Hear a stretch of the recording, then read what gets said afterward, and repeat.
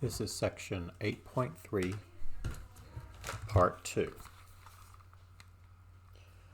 In the last part, in part 1, we were working with powers of secant and powers of tangent. And let's move on to the second example, B, for example 4, part B. Integral from 0 to pi over 3, so this is a definite integral, of tangent to the fourth of x dx. Okay, so if you look at that list of things that we just went through about powers of tangent and powers of secant, which one of these does this fit under? Well, it's not number 1 or 2 because that requires that you have both secant and tangent in the problem. This looks like it's number 3. We have an even and positive power of tangent and no secant. So what we're going to do is we're going to take away 2 of those tangent squared, well, 2 of those tangents, I should say, and split them off from the rest. So we're going to leave 2 behind when we take these 2 out behind, the 2 that were left when we took those 2 out. Of course, if it had been 6 as the power, we would have had tangent to the fourth x times tangent squared x. So we've got to have that tangent squared x at the back of this. Okay. Then we're supposed to convert to a secant squared factor. So let's do that next.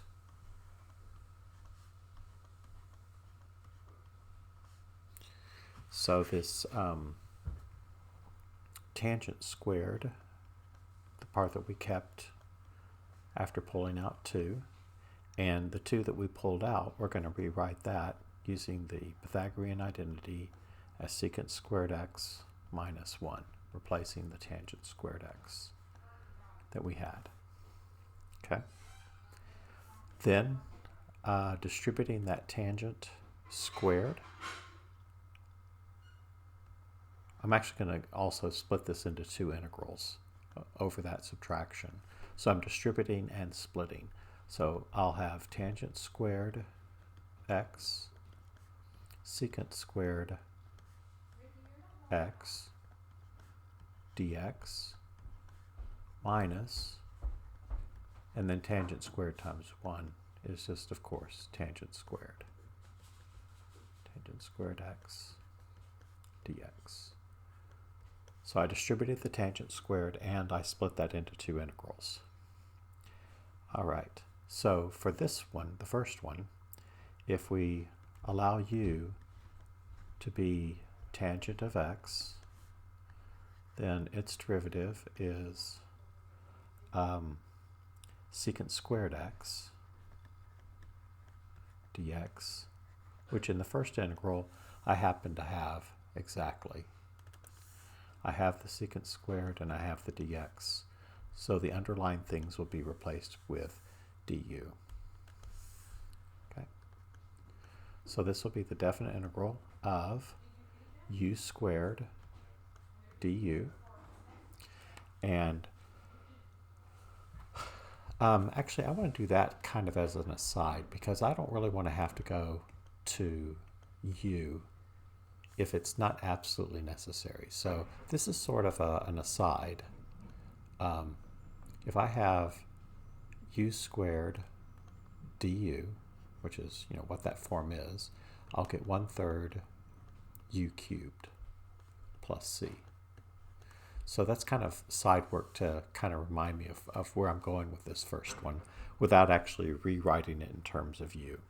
So the answer, therefore, is 1/3 tangent cubed x. And of course we don't need the plus c because this is a definite integral, and we'll evaluate from 0 to pi over 3. Okay, now on the other side we have an even positive power of tangent, So we're going to convert two of those, which is all we have now, two of those tangents into secant squared x minus 1 using that Pythagorean identity. So you'll notice that the first half of this problem, we're already to the antiderivative, about ready to substitute. The other side, we're not nearly that far along, and it's perfectly fine for the two parts to be at different places. Okay, so we will have 1/3 of tangent cubed of pi over 3 minus 1/3 tangent cubed of 0. Then over here, that antiderivative of secant squared, let me put parentheses here because there is a binomial coming. The antiderivative of secant squared is tangent of x minus the antiderivative of 1 is x, evaluated from 0 to pi over 3. Okay, so the tangent of pi over 3 is square root of 3. And yes, that's something you should still be able to do. If you need help with that, please remind me in class and ask me about this. I'd be happy to talk it through if you don't remember. The tangent of 0 is 0. And then over here, we're going to substitute pi over 3n for each x first.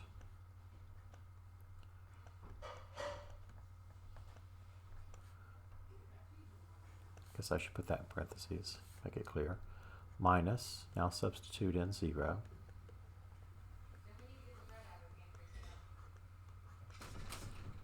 Okay, so this first thing simplifies to be the square root of 3 minus 0, of course, minus tangent of pi over 3 is square root of 3 minus pi over 3. Guess I should put a bracket there for clarity. And then minus tangent of 0 is 0, minus 0 is 0. So that's minus 0. And then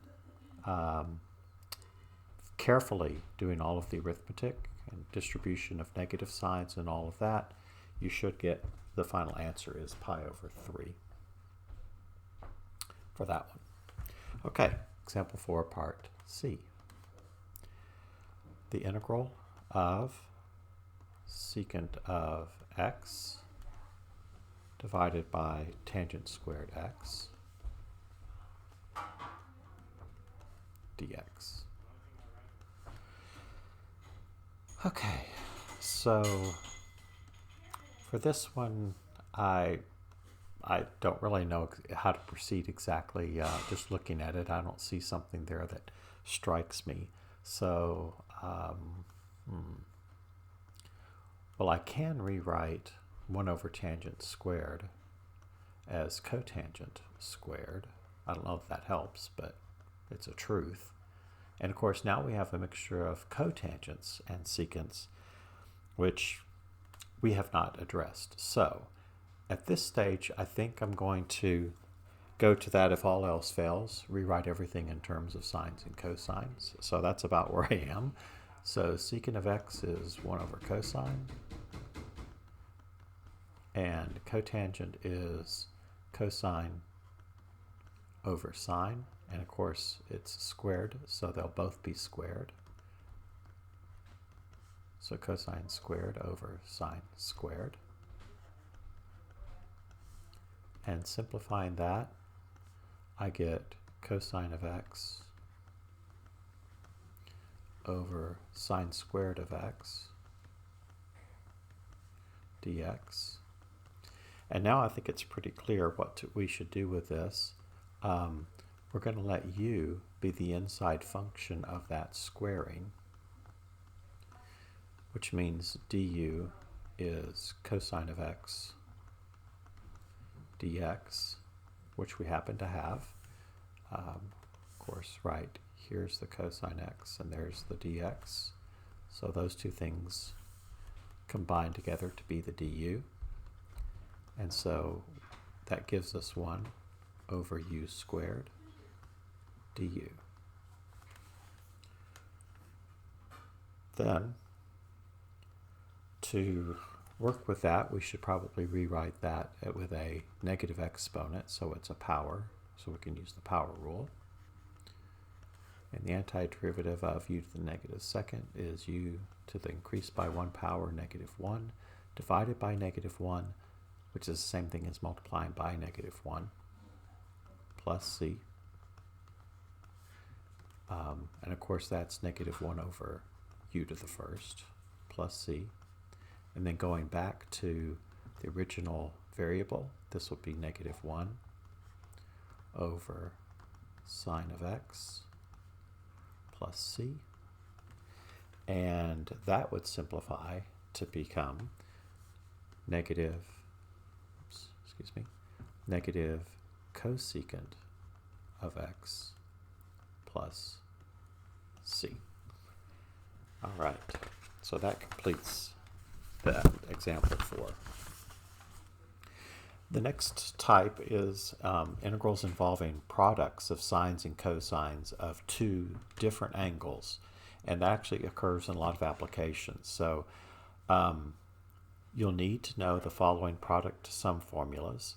The product of sine and sine with different arguments, mx and nx, the product of sine and cosine with different arguments, and the product of cosine and cosine. Okay, so let's do an example where we use those identities. If we were asked to find, for example, the integral of sine of 5x cosine of 4x dx.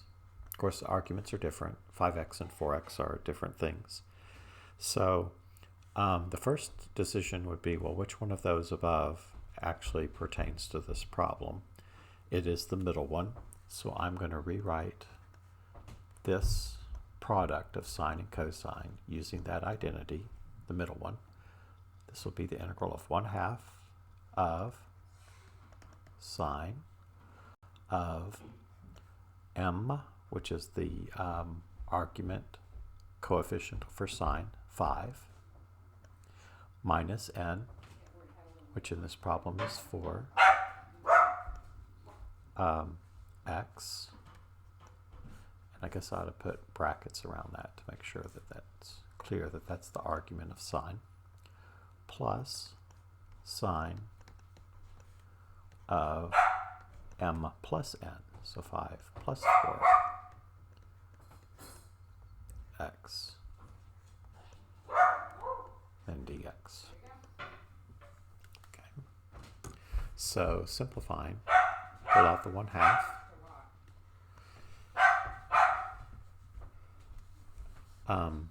That will become the sine of x, 5 minus 4 is 1, plus the sine of 9x, 5 plus 4 of course is 9, dx. Each of those is fairly simple to integrate. The integral of sine of x is negative cosine of x. And the integral of sine of kx is negative 1 over k cosine of kx, plus the constant of integration. And so our final answer is negative 1/2 cosine of x minus 1/18 cosine of 9x plus c. Okay, so that ends this lesson. I will see you in class.